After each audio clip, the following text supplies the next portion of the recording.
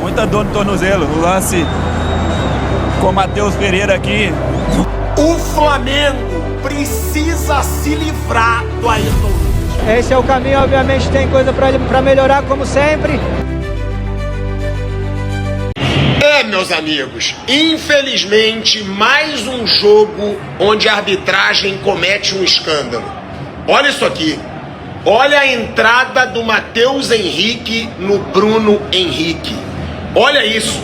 De sola, acima do pé, no tornozelo. E o VAR não chamou. A Conmebol é um lixo, eu falo isso. A arbitragem da Conmebol é um lixo. E não é a primeira vez. Olha essa entrada absurda, com menos de 15 minutos de jogo. E o VAR não chamou. É inacreditável. Levamos esse jogo para o Maracanã, com o apoio do nosso torcedor, para a gente fazer um grande jogo novamente, se Deus quiser sair classificado. Você está com uma proteção aí no pé esquerdo? Como é que está se sentindo? O que foi isso aí? Muita dor no tornozelo. O lance com o Matheus Pereira aqui, não vou entrar nesse mérito. As imagens estão aí para todo mundo ver. Mas estou com muita dor. Vamos ver o que o médico vai falar ali. Fora de casa tentar recuperar o mais rápido possível para poder estar em campo. Eu sou justo. Eu falei que o Matheus Henrique merecia ter sido expulso no lance lá com o Bruno Henrique. Agora, por esse ângulo, porque pode surgir um outro ângulo depois que mostre, mas só teve esse ângulo aqui na transmissão. Por esse ângulo, eu não achei nada no Pedro, no lance que originou o gol do Flamengo, na falta que originou o gol do Flamengo. Olha aqui, ó. Tá numa disputa de bola, o Fabrício Bruno abre o braço ali, mas sem intenção nenhuma, ali na corrida pra ele ganhar a disputa do Pedro. Cara, por esse ângulo eu não achei nada, nada mesmo. E outra, tem que ser visto, inclusive, porque isso me irrita. Quando ali raspa alguma coisa, ou nem toque, o jogador já bota a mão no rosto, rola. Agora, deixando claro, pode surgir um outro ângulo que mostre, que pega, e aí eu posso mudar de opinião. Mas vendo por esse lance, por esse ângulo aqui, nada, na minha opinião, por enquanto, nessa falta que originou o gol do Flamengo. Não pode acontecer, mas foi um bom jogo. Acredito que a gente teve uma boa performance, muita entrega. A gente foi atrás do resultado depois de estar em desvantagem. Então, é um grupo que tem fome de vencer e continuar fazendo história por esse clube. Então, esse é o caminho, obviamente tem coisa para melhorar como sempre, mas tem muita coisa positiva também que a gente tem que levar para o jogo de volta em casa, junto da nossa torcida que vai estar lá para empurrar e dar todo o apoio possível. Obrigado. Valeu. Quando você vai olhar, chutes 15-11, equilibrado, mas o Flamengo deu 5 finalizações no gol e o Cruzeiro só acertou um chute no gol, que foi o gol.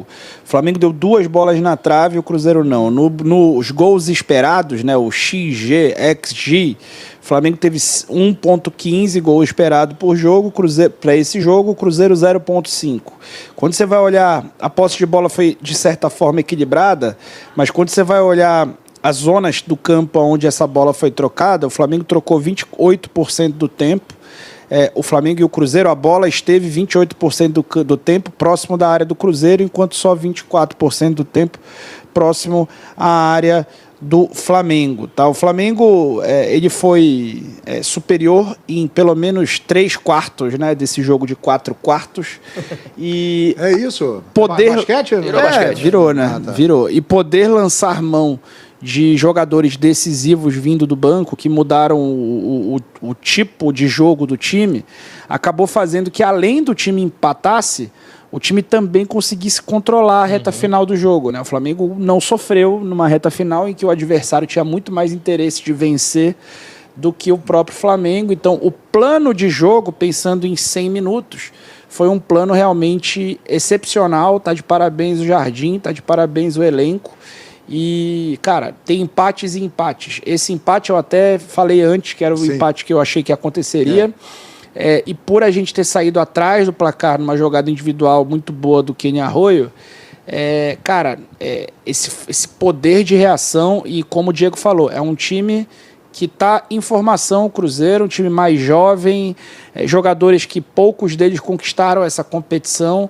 Então eu tenho a impressão de que se o Flamengo mantiver essa postura no jogo do Maracanã, eles não irão aguentar. O Flamengo precisa se livrar do Ayrton Lucas.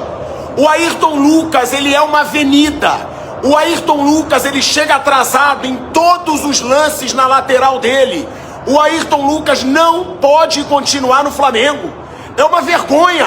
Todos os lances pelo lado esquerdo do Flamengo, todos os lances ele chega atrasado e dá a chance do Cruzeiro fazer a jogada.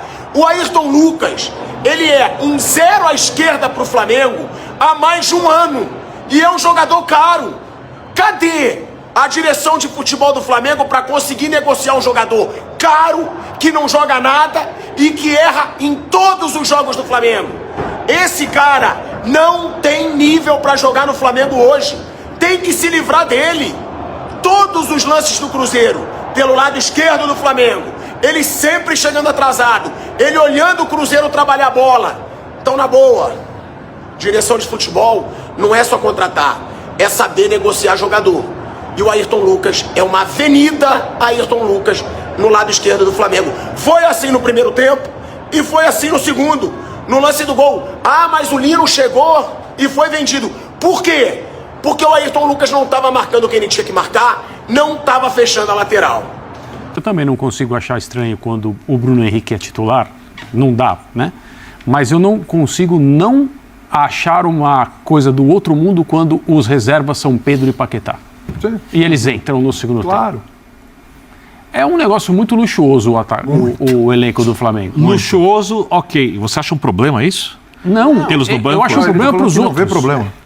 É um problema para os outros. Assim. É um espanto positivo, né? Dizer, cara, olha para o banco, temos Pedro e Paquetá aqui. Na maioria dos times brasileiros, substituições no segundo tempo, você olha com curiosidade, mas o que ele está pensando em fazer? Então, talvez ele mexa aqui e tal. Leonardo Jardim, segundo tempo em Minas. Pedro. É isso, essa é a minha sensação. E o time melhora. E quase que imediatamente acontecem coisas favoráveis ao Flamengo. Já saiu o gol do Paquetá. No jogo. Então, é muito diferente o elenco do Flamengo em termos das opções que um treinador tem para iniciar partidas e para mexer. Às vezes, as paradas técnicas para a hidratação, elas mostram o que está acontecendo com cada time por intermédio do comportamento do técnico. É claro que a gente tem que respeitar e entender como é a personalidade de cada um. Tem treinadores que são mais enérgicos, né? Tem treinadores que falam menos, mas hoje, na parada do primeiro tempo, deu para ver o Arthur Jorge bem incomodado com o que o Cruzeiro vinha fazendo por causa do que o Flamengo estava fazendo.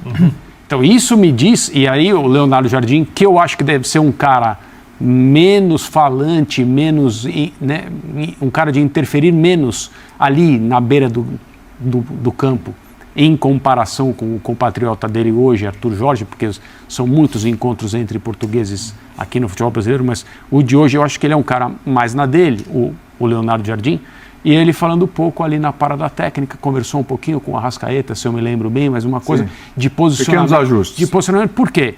Porque muito provavelmente o Flamengo fazia exatamente o que estava combinado e talvez um elemento surpresa que funciona no futebol para todo mundo, independentemente do nível de conhecimento e da preocupação que um técnico deposita no outro.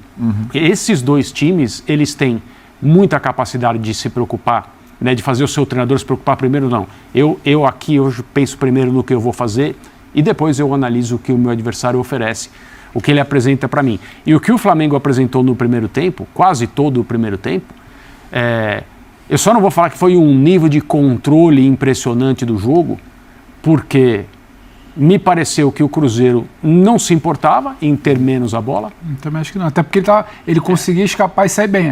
O desenho não estava ruim para ele. Isso. E em segundo lugar, porque mesmo com esse domínio da posse, o Flamengo não foi tão perigoso assim. E a parada que você citou, ela muda. Eu acho que das 3 paradas, agora infelizmente a gente tem 3 paradas pro jogo, mas a parada que você citou do primeiro tempo, para mim é talvez a que mais muda. Quer dizer, que o jogo depois daquela parada, o Cruzeiro aí sim consegue dar uma respirada melhor, porque até então o Flamengo estava melhor mesmo.